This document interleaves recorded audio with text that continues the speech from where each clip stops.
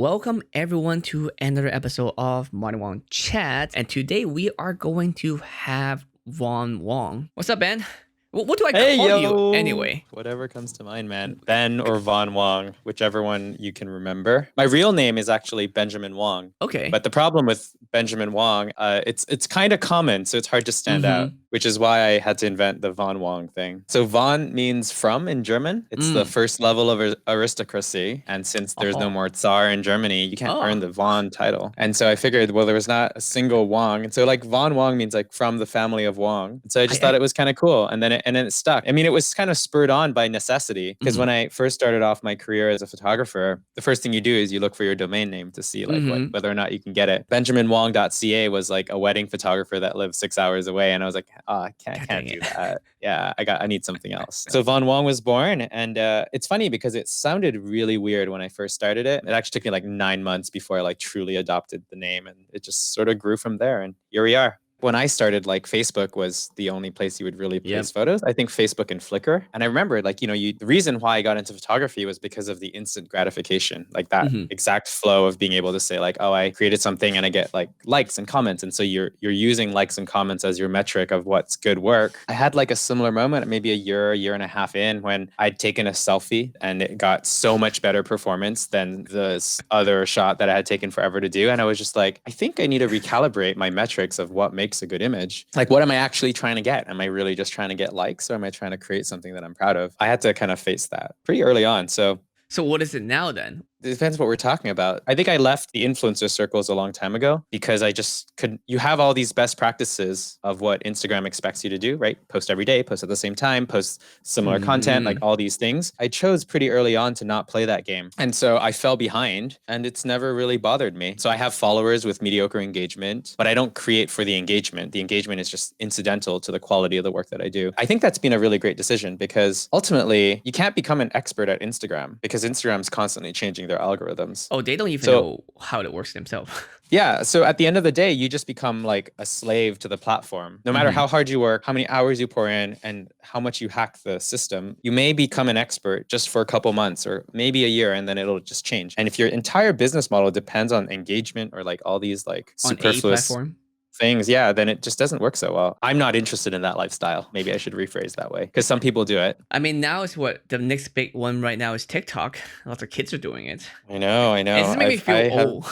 I look at the rate of creativity, like how fast people produce things and how often they create, and Mm-hmm. it just feels so tiring, primarily because it's like being in the rat race and you can never escape it. Because the Mm-hmm. minute you stop running on your treadmill, the Mm. minute like everything you worked so hard to build disappears. And it's like when you start jogging and then you run as fast as you can and the treadmill is moving, and then at some point the treadmill will run faster than you can keep up with it, and then you burn out. And I feel like, I don't know about you, but I feel like I've seen that quite often in worlds where like people no longer enjoy the content that they're creating. They're like a slave to the content that they have to do. When I became a photographer, I very early on decided that I didn't want photography to be a job because I had just quit my day job. I was an engineer before. It was basically like, if I don't want to be an engineer and I want to have a passion or something I enjoy doing, then I should make sure to protect that. And at no point should I go back to photography being a job, because if that were the case, then I should just go back to my old job so I could still have something that I enjoy doing. And so I've always Yes. been really careful to try to protect that as much as possible in a very practical way. Maybe a good way to look at photography is to not look at it as a lifestyle, right? Like, photography is the tool that you use. The Mm-hmm. lifestyle that you want to have is completely different. And so Mm. photography, let's say you like traveling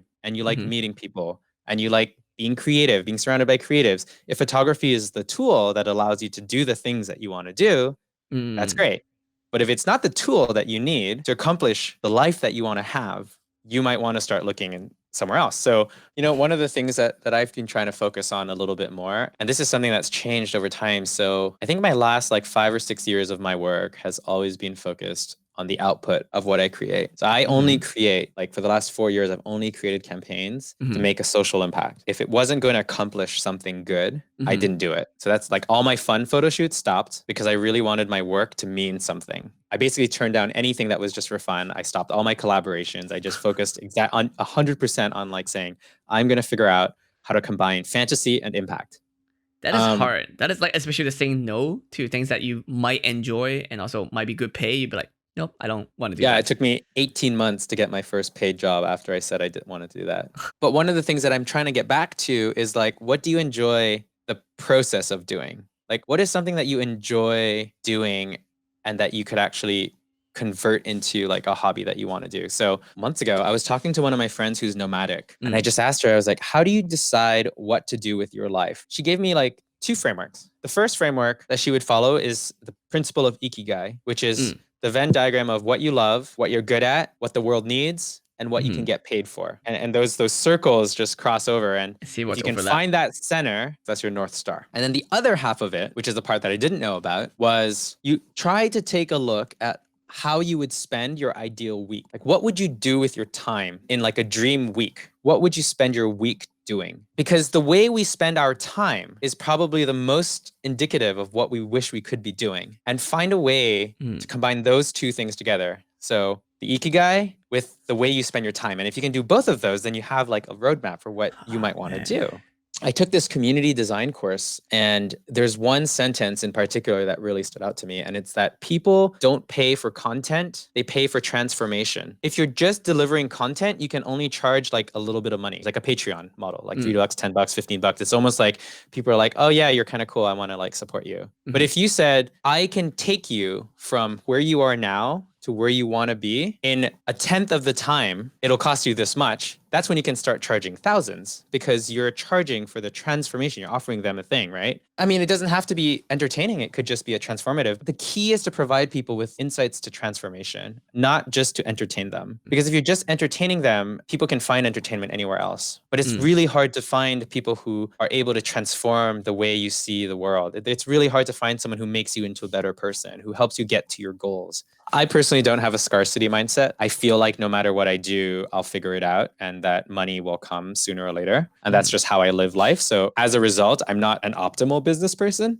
However, I've also never struggled. Right? I've never worried mhm, about being homeless. Like I go through like dry periods, like a year with no work or something, but it's intentional. Like I'm not stuck in a situation. So like when mhm. COVID-19 hit this year, I was planning on being nomadic. I just ended up coming back home to my parents' house, and it's totally fine. I'm just downsizing. Plans completely changed. All my work got canceled, and I just kind of Mhm. roll with it. I don't know. I see opportunity in everything, and it's not always like rainbows and butterflies. I mean, I was given a piece of advice in 2012 by Chase Jarvis, who is another photographer, and he said Yeah. that if you figure out what the one thing in life you can do that nobody else can do, then you never have to worry about getting paid another day in your life. And I took that to heart, like this idea that if I could just be good enough at something, if I could just figure out what made me unique, then when someone wants to hire you and no one else in the world can do it, then you can charge whatever you want for it. What was the Yeah, last I project you were yeah. doing? Yeah, so the straw one was the most successful project. We collected 168,000 plastic straws over 9 months in Vietnam and cleaned them and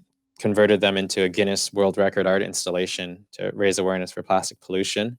And that was your Yeah. latest one, I think. No, right after that, we went to Singapore and collected 18,000 plastic cups and Oh, right. converted that into some caves. But after those installations, like I realized that I was spending a little bit too much time trying to figure out the installation world. Like after I had done these projects, I realized like, you know what? Creating installations isn't what I thought it was. How close are you at that ideal goal where you combine the, what you want to do and also what you're good at? I think life is like this. This is where you want to be, and this is where you are. You can try to close this gap as much But as you it keeps want, shift. Yeah. but it's never going to get there.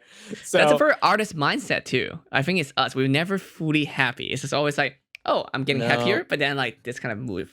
The goalpost just move a bit further every single time. it is. It's a little bit frustrating, but I think it's just It's the a way it gift and a is. curse, and us, especially us being Asian, is a very Asian culture mindset.